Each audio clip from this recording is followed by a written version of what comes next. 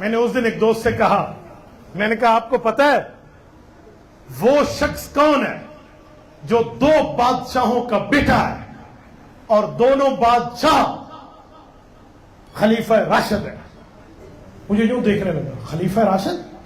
میں نے کہا میں 4 بندے متعین کر رہا ہوں، ابو بکر، عمر، عثمان، علی رضی اللہ عنہ، ان چاروں میں سے 2 کے ساتھ والد ہونے کی نسبت ہے اس شخص کے ساتھ، اور وہ شخص اعلان کیا کرتا تھا انا ابن الخلیفتین، میں 2 خلیفوں کی اولاد ہوں۔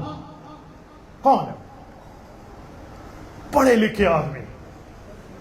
آپ مجھے اجازت دیں تو میں پی ایچ ڈی لیول تک کے بندوں کو بھی شامل کر کے کوئی جو کہیں گے مجھے نے سوچا بھول گیا، یاد کوئی نہیں۔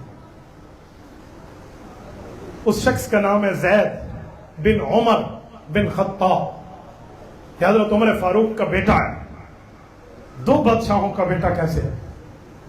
حضرت امام ذہبی نے ان کے لیے انا ابن الخلیفتین کی روایت کو ذکر کیا، سیر اٹھا لے۔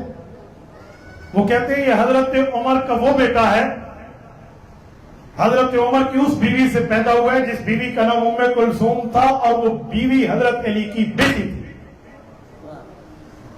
تو اس سے پتہ چلا حضرت علی سسر ہے، حضرت عمر داماد ہے، اماں فاطمہ ساس ہیں، حضرت عمر داماد ہیں، حسن حسین سالے اور حضرت عمر کے بچوں کے ماموں ہیں، حضرت عمر بھنڈوئی ہے، اور اسی ماموں کا بھانجا ہے جس کا نام زید بن عمر بن خطاب ہے، جو بڑا ہو کے کہتا تھا انا ابن الخلیفتین، میں علی کا بھی بیٹا ہوں کہ وہ میرے نانا ہے، میں عمر کا بھی بیٹا ہوں کہ وہ میرے ابا ہے۔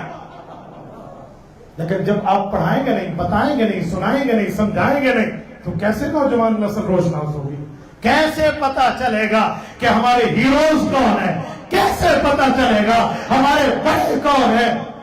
اس کے لیے سرکاری سطح کے اوپر انتظام ہونا چاہیے، نہیں ہونا چاہیے؟